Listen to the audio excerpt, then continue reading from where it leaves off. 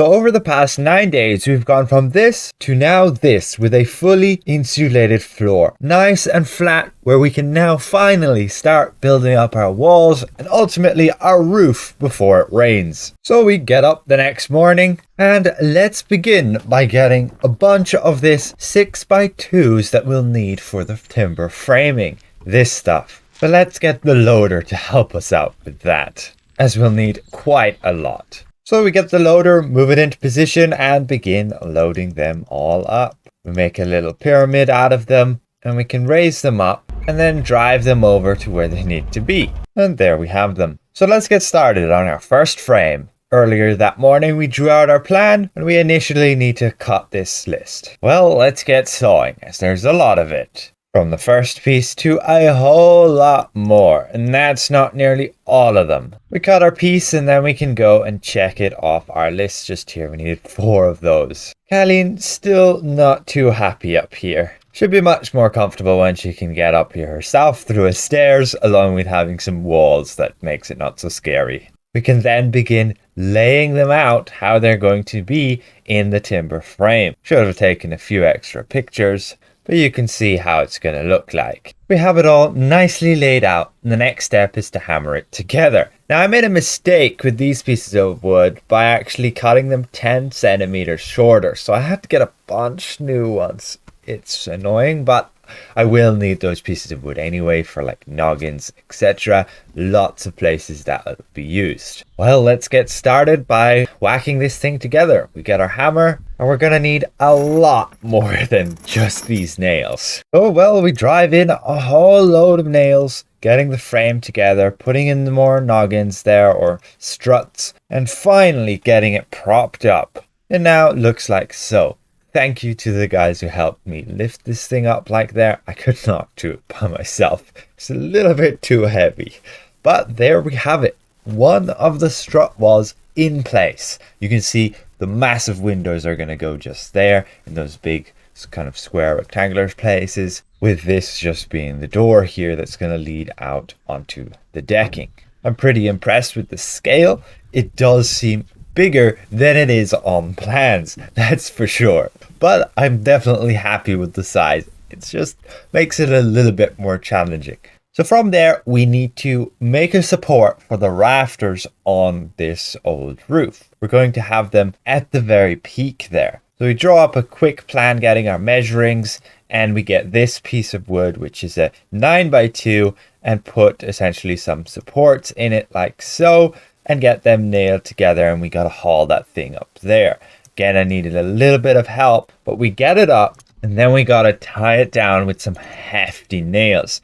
We don't want that piece of wood moving anywhere once it's holding the whole roof. So the next step was to get our rafters, these things, and they're only 7.2 meters long and we need them nearly at 9 meters. So we extend them by 1.5 meters with like this piece of wood, and then you can see having a 50 centimeter overlap. Some experts would say you need more, but we just whack them together with some nails just there and that should hold it well enough. We aren't going to span that far, at least until we get our support wall in the middle up, but for now it will hold. And we cut a notch just in there and then lift the rafter up and in place just there. We got the second one up as well with a strut or noggin in between them to hold them in place. But that is my work done for day 9. The next morning you can see we've gotten this far. A bit of a mess on the floor there. Well, we got a third rafter up then as well. We got to do a lot more of them. It is pretty tricky to get them up there by myself, but it is doable. So now we got to measure some more 2-meter extensions for our rafters, getting our nice squared up line there, and then cutting it down to size. Since we need a lot of these, we can just pre-cut like 9 of them. And then again, going through the same process of overlapping it with the rafter and hammering it in place. And then we gotta go and measure for that notch, drawing our line there, measuring how deep it would be with that ruler. And then very handily, since it's 45 degrees, we can just use the angle on this to mark out our notch. Marking out the top here as well, just to make it a lot easier to see while cutting. We then get our saw and we can cut it down the middle first, and then awkwardly cutting it at the angle like so. Still doable though. And that plops out one of the sides, and we do the same on the other side as well. And that gives us the nice notch that will add to this whole support of the rafters staying in place. So again, we haul it up there and then put it into position. And again, we gotta measure out and cut the supports to go between the rafters to hold them together so they're not wobbling all over the place. And we need 2 of them in between each of the rafters. So we get that up. That's our 4th rafter. We get our 5th one up. We needed to haul over a bunch more rafters. And we can get our 6th, 7th, and 8th, our 9th, and our 10th. Now with that, we have much more structure to the roof. So our next step here was to get our hammer and a bunch of nails and then get this breather membrane up and on the roof. And in order to do that, we need our ladder, and climbing up here you can see what we're doing. We need to get these hefty battens in place to hold the metal sheets, but it will also for now hold down the fabric. We whack those nails in there all along on each of the rafters. Also gives the roof a bit more structural support. And then we slide that up and get the next batten, but with the next sheet overlapping that. We need to get this all done before it gets too dark and before it begins heavily raining. So we get the membrane all the way up to here. We get a last bit of work done, but at that point the light was failing me too much to take many pictures. And otherwise I was doing a lot of tricky work up there on the roof, and it's just really hard to bring the camera with me as well when I'm just balancing, and I need all my hands to hold on to anything, meanwhile hammering in nails, pulling on the fabric to make sure it's tight. And it goes on to like 10:30, and we do a bit of angle grinding in the night there, as we need to get one of these sheets cut in half and then put up on either side so that we don't have so much overlap. These blades kept just burning through them when I had to replace them. But that was me done for that day. So we get up the next morning very wrecked. The whole thing currently looks like so. I was up so late after a pretty early start that next morning. We got the loader here with a sheet just to catch that rain dripping down from the membrane. We did the same on the other side. This sheet angled up again so that the rain coming down, especially the rain coming at an angle since the wind blows from the southeast there, and it should catch the majority of the rain and flow down this side and get caught in that gutter to flow down there. That should be alright, and it did okay. The floor didn't get too wet, but it did in some places. And this is where we put the sheet that we cut that night before. We're cutting it along there, and you can see all the blades we ran through. They've gone minuscule. So at this point, I'm utterly wrecked. We got that sheet on the other side as well, and we're not going to do much today whatsoever. I'm pretty happy with the roof all being up like so, and we can climb up to the top here, and you can see what it's looking like from above. We still haven't completely finished the roof. As you can see, those battens don't extend all the way outwards this side. Can see over the top of the roof there, and we kind of want to tidy up the top of the roof there, as it's just overlapping the peak of the roof right now. And here you can see what I mean with regards to the water dripping down there, because the roof is not extended out enough yet. It's gonna put another rafter in there, but I can't put that rafter there because it has no support. So we need to build an additional wall over here before we can do that. So we did a bit of work and we got these battens extended. We still have a few more to do here, just pulling the sheet tight, and then we can get these battens nailed in place. So with that, we now have it all done. We got the peak of the roof tidied up as well, as you can see there, with one of the battens just about under there, as you can see, which makes it nice and tight. Ideally, we get the metal sheets up, but we can't do that until we get a support wall up, as that's a freaking like 8-meter span unsupported in the middle. And any builder will tell you that's not on for a roof with that kind of size rafters. You either need bigger rafters or more supports in between. The plan is to have 2 support walls in between the rafters. So we're gonna have to do that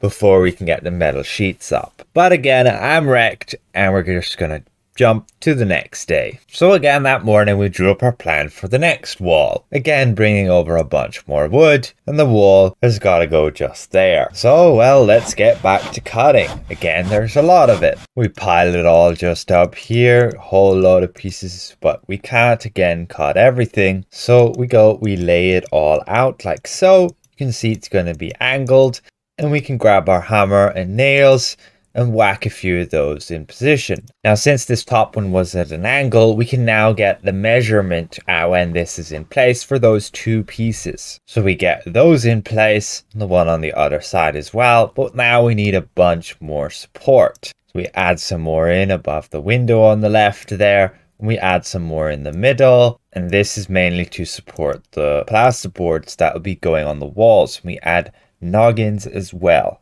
So with that, we have our wall finally constructed, nailed together, and that should be good enough to be hauled up and support the extension of the roof that we need on that end, along with, of course, having a wall there, and we can cover it in membrane and block more of the rain. So again, thanks to some help, we managed to get it in place. It's looking pretty great. Again, you can see the sheer scale of it. Like, that window just here is like the starts at waist height for me.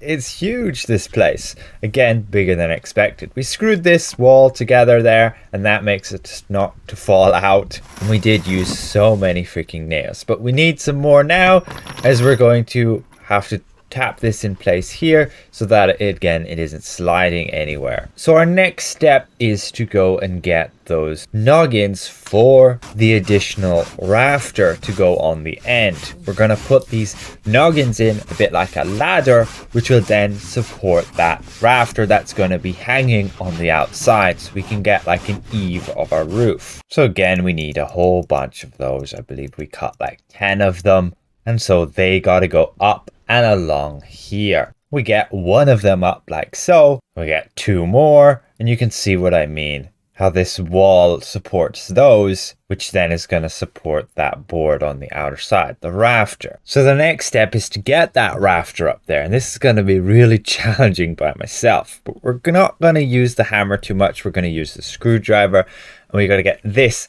rafter up there. So with a bit of help from a rope, we managed to make like a sling for it, and being able to slide it and lever it, we managed to just about get it up. Before we finished though, my sister brought me some lovely dessert. So we managed to get it up there. That was a lot of work. We managed to screw it in on one end, then lever it up to the other end, add the rafter extension on it, and then climb up on top of the roof, balancing on top of those battens and just screwing it in place. I cannot describe in words how kind of scary it was and the amount of effort it was just to get that one bloody board in place. Again, a lot of this could just have been done with help, and it would have been a lot easier. But I'm determined to do most of this work by myself, as it feels very rewarding to do so. So that pretty much concludes where we're at. This has been day 12. Starting out just from this, I'm pretty impressed we got this far. Especially in this part 5, you guys probably seen a lot of progress. But that is 4 days work. Okay, not really, because day 11 I was wrecked and only did a little bit of fixing up on the roof. But otherwise, there was a lot of long days for me, going from early in the morning to as far as I could late in the night, so that we still have a little bit of light still to work. And on that 10th day, we even pushed it further because it was raining and we really needed to get the roof up ASAP to prevent our floor getting too wet, to prevent our insulation getting wet. Now from here, well, we've got to put in the wall on the other side still, and we've got to put then a wall in the middle, at least one wall in the middle, to make me happy so that that roof isn't sagging. And then we can put the metal sheets up, and then I probably need to get some more wood to put the rest of the internal walls so that we can have our bathroom, we can have our storage room to separate off from the main like living room. Pretty exciting moving forward. Still a lot of work to do, and it can be a little bit daunting to look ahead at the amount of stuff I still have to do. So I generally just take it a step at a time, and it's very satisfying to just do these small steps, which definitely look pretty impactful when you're putting up a whole freaking wall. It's getting there, slowly but surely.